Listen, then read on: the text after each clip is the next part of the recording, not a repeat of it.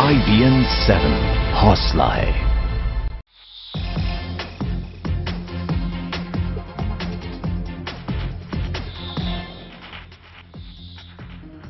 भारत की चेतावनी का पाकिस्तान पर कोई असर दिखाई नहीं दे रहा है। लगातार चेतावनियों के बावजूद सीमा पर पाकिस्तानी फौज की तरफ से फायरिंग आज भी जारी रही। तकरीबन 4 घंटे की कुल फायरिंग अभी तक हो चुकी है। बीती रात तंगधार सेक्टर में पाकिस्तान की ओर से की गई फायरिंग में 2 जवान शहीद हुए, 2 घायल हुए। इसके अलावा जम्मू में सांबा, कठुआ और हीरानगर सेक्टरों में पाकिस्तान की तरफ से कई बॉर्डर पोस्ट पर और गांवों में फायरिंग की गई है। गोले भी बरसाए गए हैं। 70 mm के गोले भी बरसाए गए हैं मोर्टार से।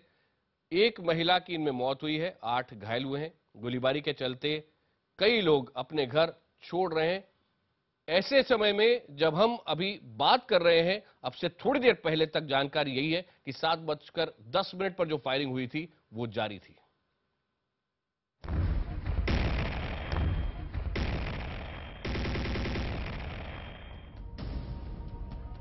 जम्मू कश्मीर में भारत पाकिस्तान सीमा पर पिछले 3 दिनों से मशीन गनों की तड़तड़ाहट और तेज हो गई है।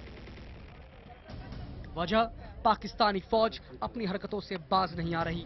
बीएसएफ की सख्त जवाबी कार्रवाई से पाकिस्तान बौखलाया हुआ है और सीमा पर बसे भारतीय गांवों और चौकियों को निशाना बनाकर लगातार फायरिंग कर रहा है।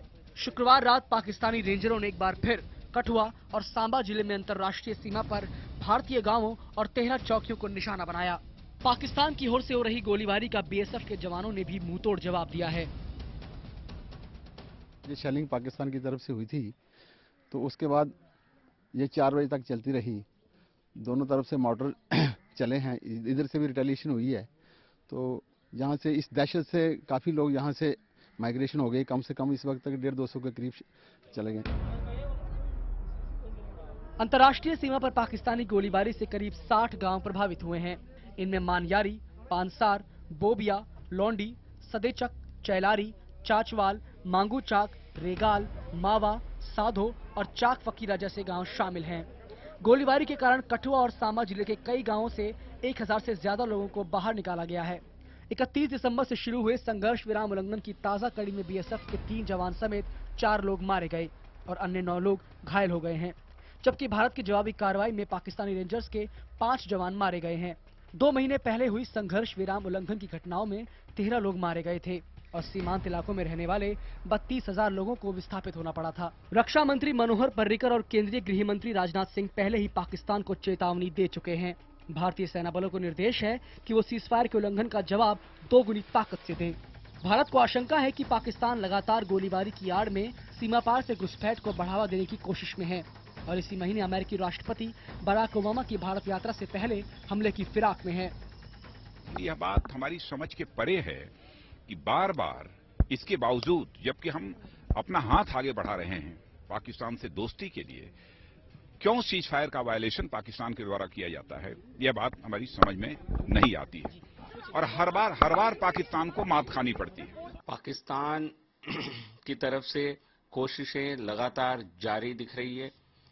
सीज फायर वायलेशन के मामले में हो, इंटरनेशनल बॉर्डर एलओसी पर हो या सी बॉर्डर्स के जरिए, सी के जरिए एक इलीगल तरीके से भारत के अंदर घुसने के लिए जो कोशिशें हैं, इससे स्पष्ट हो जाता है कि पाकिस्तान अपने बर्ताव में कोई परिवर्तन नहीं किया है। The defence minister mister Parrikar to tell the defence authorities, that is the army, that they can retaliate and with full force. So I presume this time the ammunition, the equipment, the material has all been reinforced. हर तरफ जहां सरहद पर पाकिस्तान आतंकियों की घुसपैठ कराने की फिराक में है, तो वहीं समंदर के रास्ते भी वो भारत में 26/11 से भी बड़े आतंकी हमले की साजिश रच रहा है। लेकिन हर तरफ चौकस भारतीय फौज पाकिस्तान के मंसूबों पर पानी फेर रही है। पाकिस्तान की इन हरकतों से साफ है कि वो भारत के खिलाफ आतंकी हमलों को शह देने में कोई कसर नहीं छोड़ रहा। ऐसे में सवाल ये है कि आखिर पाकिस्तान चाहता क्या है? क्या वो भारत को युद्ध के लिए उकसा रहा है? अगर हम बात करें अंतर्राष्ट्रीय सीमा की, तो इस समय जो घना कोहरा वहां पर रहता है उसकी आड़ में घुसपैठ करवाने की कोशिश होती है। और सिविलियन इलाकों को टारगेट इसलिए किया जाता है कि लोग जो है वो तो जहां इलाका छोड़कर चले जाएं या फिर घरों के अंदर रहें, ताकि जो घुसपैठी है वो आसानी से बॉर्डर क्रॉस करने के बाद अपनी मंजिल तक पहुंच पाए। कैमरामैन राजवी के साथ पवन शर्मा, गांव बैन, सांबा, IBN 7। इस वक्त चर्चा के लिए हमारे साथ स्टूडियो में मौजूद है national security analyst Nitin Gokhale, यहां हमारे साथ हैं। दिल्ली से हमारे साथ जुड़े हैं रक्षा विशेषज्ञ आलोक बंसल। और कैप्टन आलोक बंसल अच्छी तरह नेवी को भी समझते हैं और पाकिस्तान एक्सपर्ट भी हैं। बीजेपी प्रवक्ता सबित पात्रा हमारे साथ हैं और कांग्रेस प्रवक्ता मीम अफजल हमारे साथ हैं, जो कि राजनयिक भी रह चुके हैं। गुड़गांव से हमारे साथ हैं रक्षा विशेषज्ञ सुशांत सरीन और अब से थोड़ी देर में स्काइप के जरिए पाकिस्तान से जुड़ रहे हैं पाकिस्तान के राष्ट्रीय सुरक्षा सलाहकार रहे retired major general Mahmud Ali Durrani. सबसे पहले नितिन आपके पास यहां आऊंगा। जब भी कोई अमेरिकन प्रेसिडेंट भारत आता है उसके आसपास इस तरह की घटनाएं बढ़ जाती हैं, पाकिस्तान की तरफ से कोई ना कोई बड़ी कार्रवाई की जाती है, कारण क्या है? कारण बहुत स्पष्ट है कि जब भी अमेरिकन प्रेसिडेंट आते हैं, राष्ट्रपति आते हैं, तो पाकिस्तान चाहता है कि भारत पाक जो एक ट्रबल्ड रिलेशनशिप है, उनके जो संबंध हैं या उनके जो तनाव है, वो अमेरिकी राष्ट्रपति को अवगत कराएं, राष्ट्रपति को पता चले या उसको इशू को इंटरनेशनलाइज किया जाए, उसको फिर से सामने लाया जाए। ये कोशिश हमेशा पाकिस्तान की रही है, ये आज की नई बात नहीं है। काफी दिनों से काफी बार ये देखा गया है। जब जॉर्ज बुश आए थे या फिर बिल क्लिंटन जब आए थे, सबसे बड़ा मामला आपको याद होगा छत्ती सिंहपुरा में सिखों को वहां मैसेकर किया गया था 2001 में। तो ये ऐसे मामले काफी आगे पहले हो चुके हैं और ये होते रहेंगे। ये पाकिस्तान अपने हरकतों से बाज नहीं आएगा। सुशांत सरीन, क्या आप मानते हैं, क्योंकि भारत के अंदर भी कुछ इस तरह के आर्टिकल्स लिखे गए, इस तरह की बातें लिखी गई हैं कि ये जो बोट है इसके बारे में और एविडेंस सामने लाया जाना चाहिए ताकि पूरी दुनिया के सामने आ सके कि वास्तव में इस तरह की बोट भारत की समुद्री सीमा में नहीं आ पाती अगर पाकिस्तानी सेना की मदद उसे नहीं होती?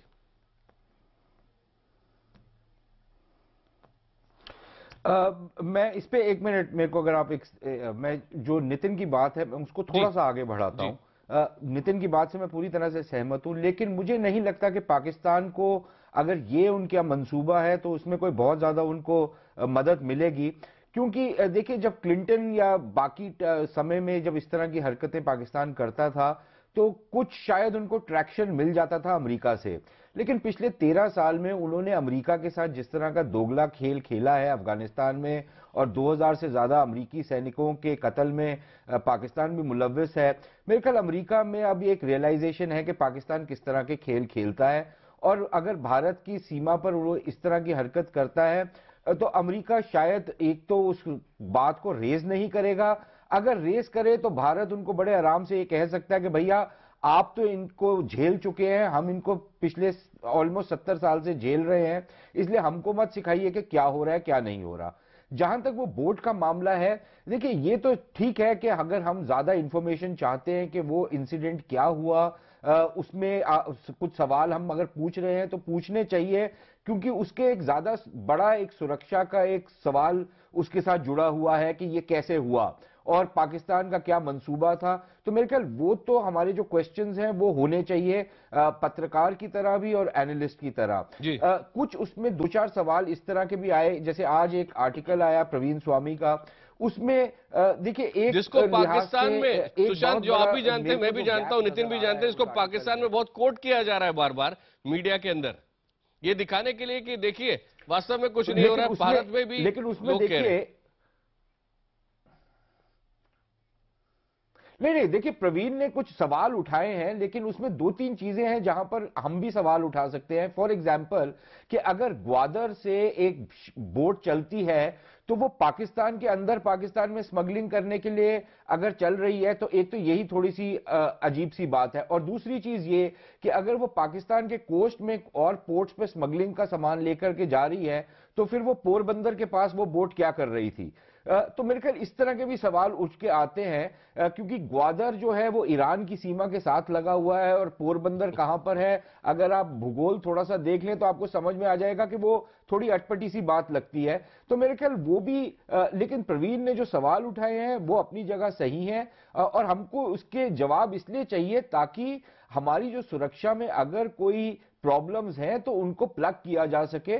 उसमें मेरे ख्याल सवाल पूछने में कोई हरज नहीं है, और सरकार को और एजेंसियों को जहां तक राष्ट्रीय सुरक्षा के साथ साथ उन सवालों का आंसर दिया जा सकता है तो जरूर दिया जाना चाहिए, ताकि लोग भी ज्यादा अवगत हों कि क्या हालात क्या है। बेशक उस तरह के सवाल हम पूछते रहेंगे, लेकिन कैप्टन बंसल आपके पास आना चाहता हूं और आपसे जो खास तौर पे एक बात मैं ये जानना चाहता हूं कि 26/11 के जो आतंकी हमले हुए उसके बाद ये तय किया गया था कि हम ये सारे कदम उठाएंगे। ये बहुत अच्छी बात है कि एनटीआरओ ने और कोस्ट गार्ड ने सजग रहते हुए एक बड़े हमले को नाकाम कर दिया, लेकिन क्या आज भी हम उस स्थिति के करीब हैं जो 26/11 के हमले के समय हमने कहा था कि ये सारी चीजें हमें सिक्योरिटी के लिए चाहिए, खासतौर पर समुद्री रास्ते से हम पर हमला नहीं हो सके उसके लिए। इसलिए पूछ रहा हूं क्योंकि खासतौर पर आप मेरी टाइम सिक्योरिटी अच्छी तरह समझते हैं। आकाश जी, इससे पहले कि मैं आपके सवाल का जवाब दूं, मैं सुशांत ने जो कहा उसके ऊपर जाना चाहूंगा। मेरा यह कहना है कि इस तरीके के सवाल उठाने इस वक्त बेमानी है। कोस्ट गार्ड ने साफ कहा है कि उनके पास जो बोट है उसके मूवमेंट के रिकॉर्ड्स हैं, वो किस तरीके से मैनूवर कर रही थी। जब कोस्ट गार्ड का शिप उसके पास पहुंचा, उसको काफी समय से कोस्ट गार्ड के जहाज ट्रैक कर रहे थे और वो इवेजिव एक्शन ले रही थी। उसने जैसे ही कोस्ट गार्ड के शिप पहुंचे लाइट जला दी, और अगर आपने उस बोट को जलते हुए उसकी जो पिक्चर देखी हो तो वो बिल्कुल साफ लग रही है कि जो बोट जल रही है वो किसी शेल के इंपैक्ट से नहीं जल रही, बल्कि उसको जलाया जा रहा है। जब शेल का इंपैक्ट बोट पे होता है तो वो स्प्लिट हो जाती है और उसमें एक जगह इंटेंसिटी ज्यादा होती है, बाकी जगह कम होती है। अगर आपने वो पिक्चर देखी हो तो वो पूरी बोट एक तरीके से ज्वलनशील है, पूरी बोट एक साथ जल रही है। तो इस तरीके के सवाल इस वक्त उठाना मेरे हिसाब से बिल्कुल ही बेमानी है। और जहां तक एनटीआरओ का सवाल है, उनके पास इंटरसेप्ट्स हैं उस बोट के साथ कम्युनिकेशन के। वो बोट जब से केटी बंदर से चली उसका ट्रैकिंग की गई है। तो ये तो जहां तक इस बोट का सवाल है। लेकिन जो दूसरा आपने सवाल उठाया 26/11 का, वो बहुत महत्वपूर्ण है।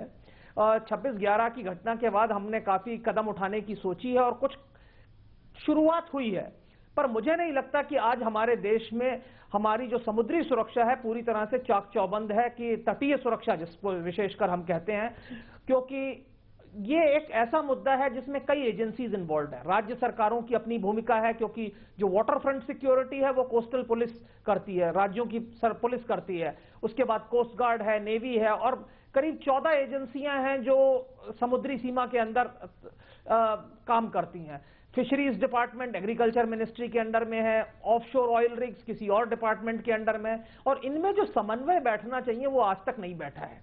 और आज स्थिति ऐसी है कि मेरे ख्याल से शायद ही कोई ऐसा राज्य है जिसकी तटीय पुलिस जो है पूरी तरह से सक्षम है, क्योंकि कई राज्यों ने तो तटीय पुलिस अभी तक बनाई नहीं है। जिन्होंने बनाई है उन्होंने उनको नौकाएं नहीं प्रदान की हैं, जिन्होंने नौकाएं प्रदान की हैं उनको डीजल नहीं दिया है, और जिन्होंने डीजल दे भी दिया है उन्होंने इस तरीके के वहां पे जो कार्मिक तैनात किए हैं वो ऐसे हैं जो कि ना समुद्र में जा सकते हैं, ना उन्होंने कभी समुद्र में कभी जाने की ट्रेनिंग ली है। तो अधिकतर राज्यों में कैप्टन बंसल जो अभी कह रहे हैं इस पर आपका जवाब जरूर चाहेंगे। तो अभी कुछ स्थिति ऐसी है कि कई स्टेट्स में जो है, कैप्टन बंसल आपके पास आ रहा हूं वापस। आपने कुछ महत्वपूर्ण सवाल उठाए, मैं चाहता हूं कि संबित इसके ऊपर कुछ कहें, क्योंकि बहुत कुछ करना अभी बाकी है। या तो कोस्टल सिक्योरिटी पुलिस का जहां तक सवाल है वो है ही नहीं, जहां है वहां पर नावें नहीं है, जहां नावें हैं वहां चलाने के लिए डीजल नहीं है। नहीं, ये बहुत ही एक महत्वपूर्ण प्रश्न है। स्वाभाविक है कि देखिए, कोस्टल सिक्योरिटी हो या सिक्योरिटी एज सच हो, इम्प्रोवाइजेशन का हमेशा ही स्कोप रहता है, और ज्यादा इम्प्रोवाइज्ड हो इसमें कोई भी दो मत नहीं है, और मॉडर्नाइज हो। और जिस प्रकार से कल हमने देखा कि एनटीआरओ का इंटरसेप्शन भी जो है वो एकदम परफेक्ट रहा, और जिस प्रकार से कोस्ट गार्ड्स का एक्शन रहा वो भी एकदम परफेक्ट रहा, ये अपने आप में एक उदाहरण है। स्वाभाविक रूप से हम बहुत आगे बढ़े हैं। जो 15 एजेंसी सिक्योरिटीज हैं, जो पूरे मैरिटाइम सिक्योरिटीज को देख रही हैं, उनका आपस में जो जॉइंट ऑपरेशंस है उसके भी संख्या बढ़ी है। 48 कोस्टल रडार्स पूरे इंडिया के कोस्टल सिक्योरिटी को गार्ड करती हैं। स्वाभाविक रूप से बहुत चाक चौबंद बड़ा है। मगर आज एक महत्वपूर्ण प्रश्न उठता है इस डिबेट में, चूंकि मैं एक पॉलिटिशियन के नाते बैठा हूं, आज मुझे बड़े दुख के साथ कहना पड़ रहा है कि कहीं ना कहीं हमने कुछ ऑक्सीजन सप्लाई किया है पाकिस्तान को। आज जब ये पूरा विषय एक तरह से इन्वेस्टिगेशन में चल रहा है, इन्वेस्टिगेशन कंप्लीट नहीं हुई है, वहीं हिंदुस्तान की जो प्रमुख विपक्षीय पार्टी है कांग्रेस, आज उसके प्रवक्ता कहते हैं कि कल तो सरकार कह रही थी ये आतंकवादी है, मगर किसी प्रकार का इसमें एविडेंस सरकार ने नहीं दिया। सरकार इसकी वीडियोग्राफी दिखाए, ये प्रूव करे कि वो आतंकवादी है। तो मुझे लगता है ये जो कांग्रेस कह रही है ये कहीं ना कहीं पाकिस्तान की आवाज जैसे लग रही है, जिसको मैं आपत्ति भी करता हूं। और आज हिंदुस्तान में ये लोग सोचेंगे भी कि आखिर कांग्रेस ऐसा क्यों कर रही है कि जब सरकार इस पर काम कर रही है, सरकार का एक प्रेस रिलीज है, तो कांग्रेस आखिरकार सरकार के खिलाफ जाके क्यों ये एविडेंस मांग रही है कि वो आतंकवादी नहीं थे। मीम अफजल साहब जवाब देना चाहेंगे? जी बिल्कुल देना चाहूँगा। पहली बात तो ये कि मैं जो कुछ भी हुआ कल रात तक हम लोग जो डिस्कशन कर रहे थे उसमें संबित भी थे, हमारे कांग्रेस के भी लोग बोल रहे थे, हम भी बोल रहे थे, और हमने सरकार ने जो कुछ कहा उसको मानते हुए ही डिबेट्स में हिस्सा लिया, और जो कुछ कहा वो टीवी पर रिकॉर्ड है। सुबह को इंडियन एक्सप्रेस में एक रिपोर्ट आई और कुछ सवाल उठाए गए।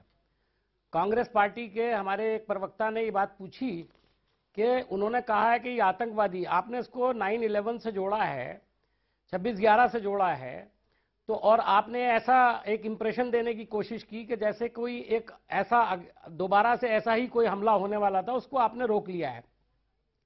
तो स्वाभाविक रूप से आपको ये बताना चाहिए कि उस बोट में कौन लोग थे, और अगर आपको उसकी जानकारी नहीं है तो आप उससे पहले इस तरह का एक डिसीजन लेकर के आप लोगों में भ्रम फैला दें, ये मुनासिब बात नहीं है। दूसरी बात, आपका ये कहना कि हम पाकिस्तान के साथ खड़े हैं, अगर आप ऐसी बात जो कह रहे हैं, एक नेशनल पार्टी के आप बल्कि रूलिंग पार्टी के प्रवक्ता हैं और एक दूसरी नेशनल पार्टी के बारे में आप ऐसी बात कर रहे हैं, ऐसा लग रहा है जैसे हम 60 साल तक पाकिस्तान के लिए काम कर रहे थे। आज तो मुझे लगता है कि इस तरह की बातों से पाकिस्तान में चल रहा है, जनता आपके स्पोक्स पर्सन जो बोल रहे हैं वो पाकिस्तान कोट कर रही है। जनता ये भी देख रही है कि मुख्य विपक्षी पार्टी देख रही है, सहमत नहीं है, जनता ये भी देख रही है वो गलत है, तो ये पाकिस्तान में चल रहा है। जनता ये भी देख रही है कि आप पाकिस्तान के सिलसिले में क्या बोलते थे, और जनता आज ये देख रही है कि आप क्या कर पा रहे हैं। नहीं, हम आपने कहा था एक की बजाय 10 सर देख रही है, मगर जनता ये पूछ रही है आज आप पाकिस्तान के भाषा में क्यों बोल रहे हैं, आज आप पाकिस्तान के सबसे बड़े समर्थक क्यों बन गए हैं, क्या ऐसा कारण है कांग्रेस को रिवाइवल करने के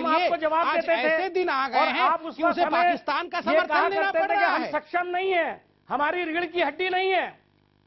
सवाल यह है कि आप हमको क्या कहा करते थे, आज आप क्या करके दिखा रहे हैं। नहीं, हम तो आप दोनों को मैं रोक रहा हूं, आप दोनों को मैं रोक रहा हूं, क्योंकि आपको इस तरह से लड़ते हुए देख के दूसरे देशों को तो शायद खुशी होगी, लेकिन हमारे साथ जो एक्सपर्ट्स है उनके पास मैं लौटना चाहूंगा।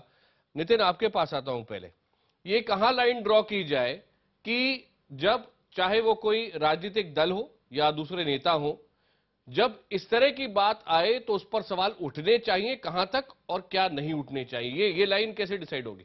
ये लाइन ये पॉलिटिकल इनके जो स्लग फेस्ट होती है, पॉलिटिकल इनका जो डिफरेंसेस होते हैं, इसमें एक बात ये सही है कि सरकार ने जो कहा है उसको शायद ऑपोजिशन पार्टी ने मानकर चलना चाहिए। सवाल उठाने में अभी ये समय सवाल उठाने का नहीं है, क्योंकि कल जब कोस्ट गार्ड ने press release ministry of defence ने दी थी और बाद में कोस्ट गार्ड ने उसका क्लैरिफिकेशन दिया था, उसमें ये पूरी तरह से कहा गया था कि बोट कहां से आई थी, क्या कर रही थी, एक्सप्लोजिव्स थे, पर किसी ने उसमें प्रेस रिलीज में ऑफिशियली कहा नहीं है कि ये टेरर या मुंबई जैसा अटैक होने जा रहा था। इतना ही एक संदेह था कि उसमें एक्सप्लोजिव्स आ रहे थे, वो कहां आ रहे थे अभी तक वो इन्वेस्टिगेशन का मामला है। इसलिए ऑपोजिशन ने भी एक थोड़ी सी एक अपनी जिम्मेदारी निभाते हुए सरकार के साथ खड़ा होना चाहिए ऑपोजिशन को। मैं ये कहूंगा कि बीजेपी जो भी कर रही है या बीजेपी सरकार जो कर रही है, या फिर सीमा पर एलओसी पर या फिर इंटरनेशनल बॉर्डर पर और अभी मैरीटाइम सिक्योरिटी में कोस्ट गार्ड ने अच्छा काम किया है, एनटीआर ने अच्छा काम किया है, उसकी सराहना न करते हुए आप अगर सवाल उठाएं जो बेबुनियाद हैं, तो फिर ऑपोजिशन का रोल जो है वो कंस्ट्रक्टिव नहीं रहता है। इस समय हमारे साथ फोन लाइन पर मेजर जनरल महमूद अली दुर्रानी जुड़ गए हैं, जो कि नेशनल सिक्योरिटी एडवाइजर रह चुके हैं पाकिस्तान के, और अमेरिका में पाकिस्तान के राजदूत भी रह चुके हैं। जनरल दुर्रानी साहब, आपका स्वागत है। हम आप चाह रहे थे कि आप कैमरे के जरिए कनेक्ट हो, वो नहीं हो पा रहे, लेकिन फोन लाइन पर हम जरूर आपको सुनना चाहेंगे। थोड़ा सा ये बताएं कि नया साल हुआ है, एक नई शुरुआत की भारत में आशा थी कि भारत और पाकिस्तान मिलकर टेरर का मुकाबला करेंगे, आतंकवाद का मुकाबला करेंगे, लेकिन अमेरिकन प्रेसिडेंट भारत आए उससे ठीक पहले ये जो बातें सामने आई हैं, खास तौर पर जिस तरह से लगातार सीज फायर वायलेशन हो रहा है बॉर्डर्स के ऊपर, और साथ ही साथ अभी जो सवाल उठ रहे हैं इस बोट को लेकर जो कि पाकिस्तान से भारत की तरफ आ रही थी, इस पर आपकी क्या राय है, क्योंकि आप एनएसए रह चुके हैं? जी, मैं एनएसए भी रह चुका हूं, फौज में 37 साल भी नौकरी की है। मैं तो परेशान हूं। जो आज की डिस्कशन मैंने सुनी है, ये तो मुझे लगता है किसी और प्लेनेट से बात हो रही है, ये पाकिस्तान हिंदुस्तान की बात नहीं हो रही। इस वक्त मुझे ये बताए कोई कि पाकिस्तान का क्या एडवांटेज है कि जब वो खुद जंग में फंसा हुआ है, वो अभी नेशनल कंसेंसस डेवलप कर रहा है एंटी टेररिज्म के खिलाफ। अभी हमारे 140 बच्चे फौत हो गए, शहीद हो गए पिशावर में। हम एक जंग में मसरूफ हैं, तो हमारा तो कोई बिल्कुल दिमाग खिसका होगा, पागल होंगे अगर हम इस समय इस मौके पर हम हिंदुस्तान के ऊपर अटैक करें, ये चीजें करें। ये बिल्कुल गलत है और ये वन साइडेड स्टोरी है। आई एम सॉरी, मैं तो पाकिस्तान और भारत की दोस्ती का बड़ी उम्र से कोशिश कर रहा हूं कि किसी तरह ये बेहतर हो। मैं तो कहूंगा हिंदुस्तान क्यों भागता है, यूनाइटेड नेशन को बुलाएं और फैसला करें, वो कोई तीसरा आदमी फैसला करता है। आप खुद ब खुद वकील और खुद ब खुद जज नहीं बन सकते कि पाकिस्तान को आप ये सारी चीजें कह रहे हैं। पाकिस्तान कर रहे हैं, मेरा ख्याल है पाकिस्तान दुरानी साहब भी बेवकूफ हो, पागल नहीं है। ऐसी हरकत दुरानी साहब, आपकी बात हमने समझी। सुशांत सरीन कुछ बोलना चाह रहे हैं। जी सुशांत। प्रोवोकेशन करना इस टाइम पे महा बेवकूफी होगी। सुशांत, जनरल दुरानी को आपने सुना? जी जी बोले। ठीक है, लेकिन क्योंकि मैं इससे जी जनरल साहब की अपनी तरफ बात ठीक है, लेकिन मैं सहमत इसलिए नहीं हूं क्योंकि अगर पाकिस्तान हर एक चीज लॉजिक से करता तो जो पिछले 13 साल से इन्होंने तालिबान का समर्थन किया, उनको वहां पर संरक्षण दिया पाकिस्तान के अंदर, वहां पर अफगानिस्तान में जिस तरह का कहर ढाया, उसका भी कोई मुझे लगता नहीं है कि पाकिस्तान को कोई बहुत ज्यादा फायदा होना था, लेकिन फिर भी पाकिस्तान ने वो किया। जो कश्मीर में इन्होंने कहर ढाया या पंजाब में उससे पहले ढाया, वो भी हमारे सामने है, उसका भी मुझे लगता नहीं है कि पाकिस्तान को कोई बहुत ज्यादा फायदा हुआ। तो ये इसके साइकोलॉजिकल एक डिसऑर्डर ज्यादा नजर आता है, उससे ज्यादा कुछ और नहीं। बाकी जो इनकी ये बात है कि ये अपने जंग में मुलव्विस है, वो अपनी जगह बात ठीक है, लेकिन साथ साथ जो सीमा पार हो रहा है या जो समुद्र तट पे हुआ, वो भी एक हकीकत है जिससे ये अपनी आंखें नहीं हटा सकते। तो मेरे ख्याल अगर इसको वो जेन्युइनली सीरियस हैं कि भारत के साथ रिश्ते इंप्रूव हों, तो फिर इस तरह की हरकतें रोकनी चाहिए। जहां तक यूएन का सवाल है, जैसे ही ये तीसरे पक्ष की बात करते हैं, और जनरल साहब इतने बड़े ओहदे पे रहे हैं और इतनी सीनियर पोजीशंस इन्होंने रखी हुई हैं, और आई एम श्योर एलओसी पे भी ये सर्व किए होंगे, तो इनको पता होगा कि कैसे वहां पर वारदात शुरू होती है, कौन शुरू करता है और वहां पर कैसे खत्म होती है। दोनों साइडों को पता होता है कि किसने क्या किया है वहां पर। इसलिए आपको तीसरा पक्ष लेकर आने के लिए और बैक डोर से आप यूएन इंटरवेंशन करवाने के लिए, मेरे ख्याल ये भारत को कभी भी मान्य नहीं होगा, क्योंकि यूएन अब इसमें से टोटली इररेलेवेंट और रिडंडेंट हो चुका है। ये पाकिस्तान को भी बात समझनी चाहिए। अगर भारत के साथ रिश्ते इंप्रूव करने हैं तो मेरे ख्याल अपनी नीयत और नीति दोनों को अगर दुरुस्त करने, बात आगे बढ़ सकती है। काफी आगे बढ़ गया, सुशांत जी कह रहे हैं, और अब जो नई रियलिटीज उनको समझ के आगे बढ़ा जाए। और ये नई रियलिटीज क्या है, वो कौन सी चीजें हैं जो भारत पहली बार कर रहा है। हमारे सभी खास मेहमान हमारे साथ हैं, जनरल दुरानी भी पाकिस्तान से हमारे साथ जुड़े हुए हैं।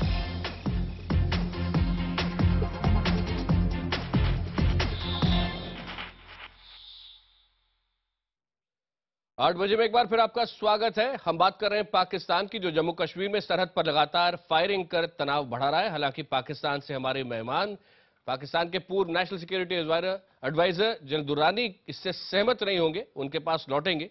लेकिन क्रॉस बॉर्डर फायरिंग की वजह से भारतीय तरफ सीमा के इस ओर जो लोग बसे उनमें दहशत तो है, लोग जगह तो छोड़ रहे हैं, अपने गांव को छोड़ रहे हैं, कई लोग तकरीबन इनकी संख्या 5000 बताई जा रही है। लेकिन पाकिस्तान की करतूत से वो काफी गुस्से में है। सांबा सेक्टर के गलाड गांव में लोगों से बात की हमारे सहयोगी पवन शर्मा ने। यह है पाकिस्तान की तरफ से दागा गया मोटायर शेल जो इस गांव में आकर गिरा है और हालत यह है कि यहाँ पर जो लोग हैं वो काफी खौफजदा हैं। उनमें एक डर, यहाँ पर जिस घर में आके बैठा काफी डरे हुए लोग हैं। आप बताइए आपका क्या नाम है? मेरा नाम सर देवीदास है। पिछली बीती रात ये हमारे घर में ही ये शेलिंग पड़ी है। पूरी रात हैवी शेलिंग पाकिस्तान करता रहा। इतना खर्च ये बारूद के ऊपर करता है। पाकिस्तान को चाहिए कि वो ऐसा खर्चा वो अपनी बेरोजगारी को पर करे, वहाँ की गरीबी पर करे, जिससे उनकी गरीबी दूर हो, पाकिस्तान खुशहाल हो। जैसा कि ये लोग कह रहे हैं कि उनको ऐसा नहीं करना चाहिए, जो बारूद इनके घरों पे आके गिर रहा है, नुकसान हो रहा है। आप बताइए चाचा, यहाँ पर जो फायरिंग हो रही है कितना लोगों को डर बना हुआ है और काफी कितनी परेशानी है? देखो जी, हम लोग जहाँ शुरू से रहते आए हैं, कायदा का इनसे डरते पाकिस्तान के बहुत हमले हमारे पर आए हैं आज से 47 से लेकर अभी तक, मगर हम इनसे डरते नहीं है, फिर उनसे डरते नहीं है। ये करना है तो फौज से करे जो इन पर चढ़ाई कर रही है, जो उनके साथ सीधे लड़े, जो सीधा हमला करे तो तब हम माने। ये गांव सिविलियन को करके खेतों में फसल बर्बाद करके ये कोई काम नहीं है। आप हमें बताइए, जिस तरह से लगातार बॉर्डर पर भी बीएसएफ भी है, लेकिन उसके बावजूद वो फायरिंग करते हैं बीएसएफ की पोस्टों पर और गांव को जो हिट कर रहे हैं, गांव में आकर जो शेल गिर रहे हैं, बच्चे हैं छोटे छोटे, तो जो लोग हैं काफी मवेशी मर रहे हैं, कितनी परेशानी लोगों को हो रही है? ये जो फायरिंग हुई रात के 9:30 बजे शुरू हुई है, कोई भी बच्चा कोई भी बुजुर्ग घर अभी सो नहीं पाया है। पूरी रात फायरिंग होती रही। फायरिंग के सभी घर में बैठे रहे, गोला गिरते रहे, जो भी है बहुत नुकसान हुआ है हमारे गांव का। आप हमें बताइए कि यहाँ पर जो इस गांव में हिट किया जा रहा है पाकिस्तान की तरफ से, कितनी परेशानी आप लोगों को है, खास करके बुजुर्गों को और बच्चों को? जनाब ऐसा है, परेशानी यहाँ बहुत ज्यादा है। तो आप बताओ कि 9:30 बजे से फायर हुआ, इतनी सेलिंग हुआ, इतना बम गिरा है, हर घर कोई अगर देखो 3-4 लेंटर फोड़ दिया है। देखो ये बहुत नुकसान हुआ है। छोटे छोटे बच्चे चलाते रहे, सारी रात चला के निकाला है। बच्चे क्या करेंगे बेचारे, आदमी कहाँ जाएंगे? रहना तो यहीं पड़ेगा।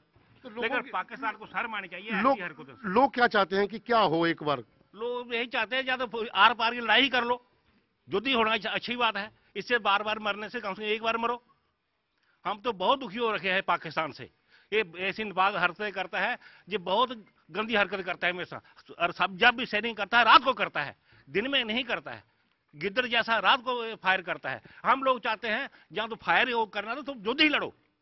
बिल्कुल, जैसा कि लोग कह रहे हैं कि रोज रोज मरने से बेहतर है कि एक बार वो आर पार की लड़ाई हो जाए, एक बार युद्ध ही हो जाए, ताकि ये लोग जो हैं कम से कम शांति से अपने घरों में रह सकें। जो बच्चे हैं, जहाँ औरतें हैं, जहाँ बुजुर्ग हैं, वो सब लोग इसी खौफ में हैं कि लगातार रात को जिस तरह से हिट किया जा रहा है तो लोगों का नुकसान हो सकता है, जाने जा सकती हैं। तो लोगों में एक डर जो है बना हुआ है।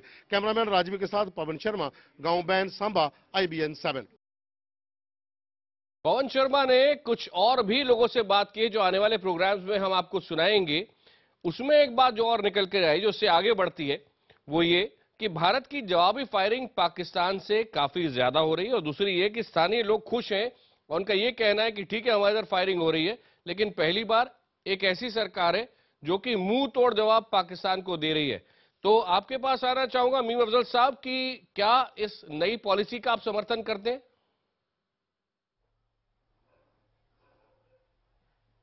ये नई पॉलिसी नहीं है, ये पुरानी पॉलिसी है। मुंह तोड़ जवाब हमेशा दिया जाता था और आज भी दिया जा रहा है। हमें अपनी फौज पर नाज है, हमें उनके ऊपर पूरा यकीन है। वो पहले भी पूरी तरह डिफेंड करती थी। मैं याद दिला दूं, याद होगा आपको जब हमारे कुछ फौजी मारे गए थे, अगले दिन पाकिस्तान से खबर आई थी कि 18 लोग उनके मारे गए हैं और भारत के लोगों ने घुस करके फायरिंग की है और हमको मारा है। हमने घुस करके फायरिंग नहीं की थी, हमने रिटेलिएट किया था और 18 लोग मारे गए थे। तो ये सब एक्सपर्ट्स हमारे पास तीन है, उनसे भी पूछ लेते हैं। नितिन गोखले, आप अग्री करते हैं? जहां तक बात नहीं, मैं थोड़ा सा इनसे असहमत हूं, इसलिए कि अगर पिछली सरकार इस सरकार में क्या डिफरेंसेस हैं पॉलिसी में, कि इस सरकार में डायरेक्टिव क्लियर है। पिछली सरकार में ये होता था कि पैरेलली आप या फायरिंग भी कर रहे हो, फायरिंग को एक्सेप्ट भी कर रहे हो, फायरिंग को झेल रहे हो और फिर बातचीत भी जारी रखने की कोशिश करते थे। ये जो दोगलापन जो होता था उसमें, या फिर दोहरी नीति जो अपनाई थी पिछले सरकार ने, उससे कंफ्यूजन था, आर्मी में कंफ्यूजन था। और इस बार आर्मी और बीएसएफ में अब ये कंफ्यूजन नहीं है, अब ये क्लियर डायरेक्टिव है और इसीलिए ये इफेक्टिव हो रहा है। मीम साहब यहाँ तो ये एक्सपर्ट है ना, इनको किसी राजनीति से मतलब नहीं, ऑब्जेक्टिव लोग। सुशांत सलीम से पूछ लेते। सुशांत, आप सुरक्षा विशेषज्ञ होने का मतलब ये नहीं है कि आप पॉलिटिकल डिस्कशन करें। अगर आप ये कोई पॉलिटिकल डिस्कशन नहीं है, क्लियर डायरेक्टिव है, जवाब ये कोई पॉलिटिकल डिस्कशन नहीं है। आपको पता नहीं है तो बात मत करिए। साहब एक मिनट, हमारे पास 2 एक्सपर्ट्स और हैं। सुशांत प्लीज सुनिए। जल्द दुरानी भी हमारे साथ जुड़ रहे हैं, उनके पास जाऊंगा, लेकिन पहले आप भी सुन लीजिए। आप भी सुन लीजिए जी। आप बोले पहले, आप बोले पहले। आप भी सुन लीजिए। क्या मैंने आपकी जो बात लोग सुनी, पाकिस्तान को ऑक्सीजन सप्लाई कर रहे हैं वो चिल्ला भी रहे हैं आज। मैं आपकी बात भी अरे भाई आप बात सुनेंगे या नहीं? नहीं, आज हम कांग्रेस की बात सुनेंगे ही नहीं। आप हमने हमारी पॉलिसी रिट्रीट करिए जहां आपको डाउट है कि वोट में जो लोग आ रहे थे वो आतंकवादी है, पहले वो रिट्रैक्ट करिए, फिर सुनेंगे आपको। पॉलिसी में तब्दीली आई थी। और छोड़िए ना, आपकी पॉलिसी में कोई तब्दीली नहीं आई है, तभी तो आज आपके प्रवक्ता पाकिस्तान के फेवर में बोल रहे हैं। आपकी पॉलिसी में तब्दीली आती तो आज हम वो नहीं सुनते जो आपके प्रवक्ता कह रहे थे। आज आपके प्रवक्ता के बाइट पाकिस्तान में नहीं चल रहे होते। आप दोनों की राजनीतिक बहस से कोई फर्क नहीं पड़ता है कि जमीन पर इस वक्त क्या हो रहा है। इसलिए मैं हमारे एक्सपर्ट्स के पास जाना चाहता हूं, क्योंकि सुशांत, इसके बाद मैं जाना चाह रहा हूं जनरल दुरानी के पास। तो क्या ये बात सही है कि जिस तरह से भारत और पाकिस्तान के बीच में कुछ फैसले लिए हैं भारत सरकार ने, उसमें डायलॉग बदल गया है पहले के मुताबिक, और उस नई रियलिटी को समझ के पाकिस्तान को आगे बढ़ना होगा? सुशांत, बिल्कुल, डायलॉग के लिए ये सरकार भी ओपन ही थी। डायलॉग के लिए ये सरकार काफी ओपन है और इनफैक्ट जो पहले दिन से इन्होंने कोशिश की थी। लेकिन मेरे ख्याल इनके जहां पर जो नितिन कह रहे थे उस बात को मैं आगे बढ़ाऊं, और नितिन की बात बिल्कुल ठीक है, क्योंकि नीम अफजल साहब से ज्यादा या संबित पात्रा से ज्यादा नितिन ने जितना इस एरिया में ट्रैवल किया है और जितना फौज के साथ और फौज की कार्रवाइयों को नजदीकी से देखा है, शायद ही कम लोगों ने देखा है। तो मेरे ख्याल नितिन बेहतर जानते हैं। लेकिन जो जनरल पॉलिसी फ्रेमवर्क था वो ये है कि they are very open to a dialogue with Pakistan. लेकिन पाकिस्तान का जो ये वाला रवैया था कि एक तरफ तो डायलॉग चलेगा, दूसरी तरफ टेररिज्म भी चलेगा, क्रॉस बॉर्डर फायरिंग भी होगी और डिप्लोमेटिक ऑफेंसिव भी होगा, ये दोनों चीजें साथ साथ नहीं चल पाएंगी मेरे ख्याल आज की डेट में। ठीक है। और ये जो नीति का बदलाव है वो यहां पर है, उस लिहाज से एक ज्यादा क्लैरिटी है, ज्यादा रोबस्टनेस है नीति में पिछली सरकारी के बनस्बत। जनरल दुरानी साहब, आप इसको शायद नापसंद कर सकते हैं, लेकिन क्या आप ये मानते हैं कि ये जो नई सरकार आई है, मोदी सरकार आई है, इसकी कुछ चीजें बदली हुई हैं और पाकिस्तान में इस बात को समझा जा रहा है कि भारत के साथ डील करने का तरीका अब अलग होगा? नहीं, इसमें तो कोई शक है। एक नई सरकार आई है आपके मुल्क में, एक नए प्रधानमंत्री या जो भी आप कहते हैं प्राइम मिनिस्टर आए हैं, जी, उनका वे ऑफ ऑपरेशन फर्क है। ये पाकिस्तान में लोग समझते हैं, बिल्कुल समझते हैं, और पाकिस्तान चाहता रहा है, हमारा प्राइम मिनिस्टर भी चाहता रहा है कि हिंदुस्तान के साथ हाथ बढ़ाया जाए, दोस्ती हो। ये पाकिस्तान चाहता है, ये पाकिस्तानी कौम चाहती है। पाकिस्तानी कौम और पाकिस्तानी लीडरशिप, सिविल और मिलिट्री, हरगिज ये नहीं चाहती कि हिंदुस्तान और पाकिस्तान में ज्यादा डिफरेंसेस हो। उसको नुकसान किसको होगा ज्यादा? पाकिस्तान को। इसलिए हम इतने खिसके नहीं है। हम नहीं चाहते कि हमारे इख्तलाफ बढ़े हिंदुस्तान के साथ। हम ये चाहते हैं कि हमारे हिंदुस्तान के साथ रिलेशंस बेहतर हों और हमारी पूरी कोशिश है। तो ये मत कहें कि मुझे पसंद नहीं आएगी। मैं तो चाहता हूँ, दिल से चाहता हूँ कि ये दोनों मुल्क भाइयों की तरह रहें। एक ही जमीन से हम उठे हैं, एक ही फिरके के लोग हैं। हमें तो एक दूसरे दुरानी साहब, एक सवाल और अगर आप इजाजत दे तो। कोऑपरेट करना चाहिए और मिलकर रहना चाहिए, और डायलॉग के अलावा कोई और चारा नहीं है। जनरल दुरानी साहब, क्या नए साल में हम इस तनाव को, इस सारी बातचीत को इतनी दूर तक ले गए, चाहे वो सीमा की बात हो, बॉर्डर्स की बात हो, एलओसी की बात हो, या फिर ये जो सारा डायलॉग टेरर को लेके चल रहा है, क्या हम इतनी दूर बढ़ गए हैं कि यहां से मुड़ना संभव नहीं है? यहां से आप आगे का रास्ता कैसे देख रहे हैं, और वो पहल पाकिस्तान को करनी चाहिए या इंडिया को, या फिर मामला आगे बढ़ेगा कैसे? जी बिल्कुल, आप ठीक कह रहे हैं कि ये मेरे ख्याल में हालात बहुत खराब हुए हैं, मगर मैं अभी भी समझता हूं कि इनको रिवर्स किया जा सकता है, और रिवर्स किया जा सकता है गुडविल के साथ। और गुडविल होती है कि एक दूसरे पे कीचड़ फेंकने से गुडविल नहीं बढ़ती। तो हमें ये चाहिए कि एक दूसरे से मिलजुल के, मैंने एक सजेशन भी दी थी, आप एक तीसरी पार्टी ले आए, किसी को दुनिया में ले आए कि वो तीसरी पार्टी तो लोग आप बोलेंगे ना तो लोग सोचेंगे कि आपको एजेंडा सरकार है। क्या कहते हैं यहाँ पाकिस्तान में साहब, वो कह ये रहे हैं कि ये सारा शोषा इंडिया की पोजीशन एकदम क्लियर है, और उसके लिए मैं जो रूलिंग पार्टी है बीजेपी, उसके नेता संबित पात्रा को इंक्लूड करना चाहूंगा। संबित, ये फीलिंग है जैसा कि जल दुरानी साहब कह रहे हैं, रिवर्स गियर अभी लगाना पॉसिबल है? अच्छा, संबित अभी सुन नहीं पा रहे हमको। आपके पास आऊंगा क्योंकि आप पाकिस्तान को भी समझते अच्छे से। कैप्टन बंसल, रिवर्स गियर लगना पॉसिबल है इस वक्त? देखिए, इस वक्त तो नहीं, लेकिन हाँ, बातचीत आगे फिर शुरू हो सकती है। लेकिन इससे पहले इस मैं वक्त कुछ क्यों चीजें नहीं? बोलना चाहता हूं, जिसके लिए मैं क्योंकि इस वक्त जब फायरिंग चल रही है और आतंक का सपोर्ट चल रहा हो तो कैसे सब बातचीत? पहले तो ये जो कोशिशें हो रही हैं इनको रोकना आवश्यक है। और मैं जनरल दुर्रानी की बात से सहमत हूं कि इस वक्त पाकिस्तान ये नहीं चाहेगा कि भारत से युद्ध हो। पाकिस्तान की पूरी कोशिश है तालिबान के खिलाफ लड़ने के लिए, लेकिन हमें यह समझना चाहिए कि आज पाकिस्तान का जो समाज है, पाकिस्तान की जो सेना है, वो काफी हद तक तालिबानाइज्ड हो चुकी है। पाकिस्तान में हर जो हमला होता है उसमें सेना के अंदर के लोग जुड़े होते हैं तालिबान के साथ। पीएनएस जुल्फिकार जो कि एक युद्धपोत था, उसके ऊपर कब्जा किया गया सर्विंग नेवल ऑफिसर और रिटायर्ड नेवल ऑफिसर्स के द्वारा तालिबान के समर्थन में। तो आज क्या है कि लाइन ऑफ कंट्रोल में जो बंदा फायरिंग कर रहा है वो पूरी तरह से इंडिपेंडेंट है कोई भी एक्शन लेने के। और आज पाकिस्तान की सेना का एक काफी बड़ा तबका जो है कट्टरपंथियों के साथ है।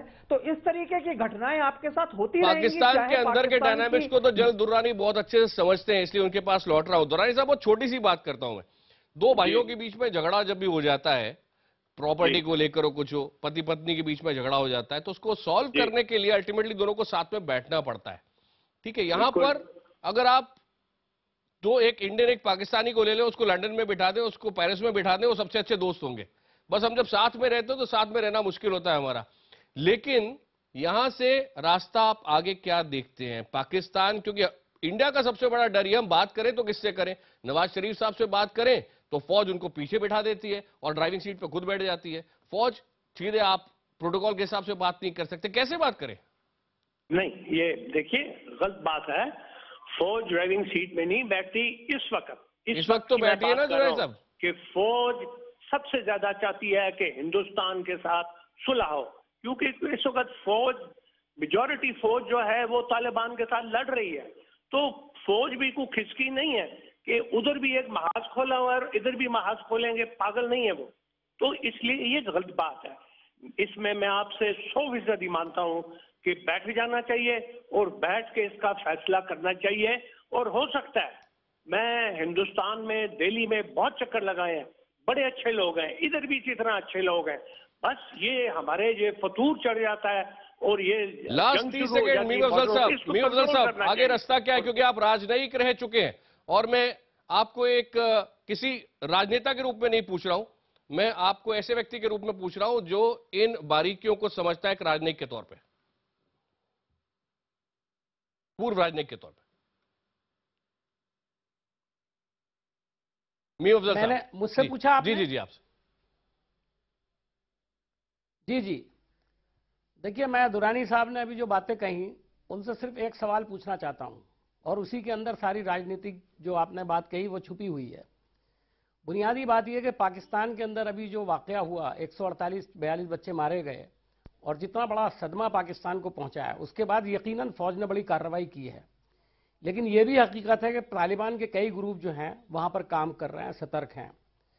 मुझे ऐसा लगता है कि पाकिस्तान में अंदरूनी तौर पर एक बड़ी ज़बरदस्त बेचैनी है और मुमकिन है कि इस बेचैनी पर से तवज्जो हटाने के लिए भारत के खिलाफ ये कार्रवाइयां की जा रही हों।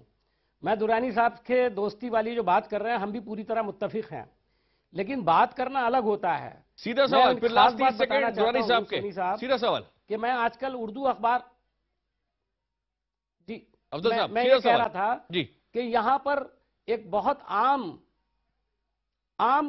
बात जी आप मुझसे पूछ रहे हैं जी, आप सीधा सवाल जल्दी से पूछे, मेरे पास बहुत कम समय बचा था कि मैं दुरानी साहब को जवाब ले पाऊं आपके सवाल का। जवाब जी मेरा ये मानना है, अभी आपने बुनियादी तौर पर सवाल पूछा कि क्या जंग चाहता है पाकिस्तान। मेरा ख्याल ये वो अभी जंग नहीं चाहते, वो बातचीत करना चाहते हैं और इस तरह का दबाव डाल करके ऐसा माहौल बनाने की कोशिश कर रहे हैं कि भारत मजबूर हो जाए बात करने के लिए। चूंकि हमने एक लाइन ले रखी है कि हम बातचीत उस वक्त तक नहीं करेंगे जब तक कि आतंकवाद बंद नहीं होगा। दुरानी साहब लास्ट 30 सेकेंड्स। जी सर जी, देखिए मैं इसका जो निचोड़ है, इस डिबेट का जो निचोड़ है, मेरे ख्याल में आज कंसेंसस यही है कि हमें बातचीत करनी चाहिए। और ये जो दुश्मन है, जो ये मार धाड़ कर रहा है, पाकिस्तान में कर रहा है, हिंदुस्तान में कर रहा है, ये हमारा कॉमन दुश्मन है। हिंदुस्तान और पाकिस्तान का कॉमन दुश्मन है। हमें मिलके इसको तबाह करना है। पाकिस्तान में कोई शक नहीं, कुछ दुरानी साहब बहुत बहुत धन्यवाद, आपने इनको हमने निकालना है। आपने बहुत महत्वपूर्ण बात बोली है। दोनों साथ में मिलकर आतंकवाद के खिलाफ लड़ें, ये चाहते तो हम सब हैं, लेकिन ये कैसा होगा, कैसे होगा, ये हम कोई नहीं जानते। सभी मेहमानों के लिए बहुत बहुत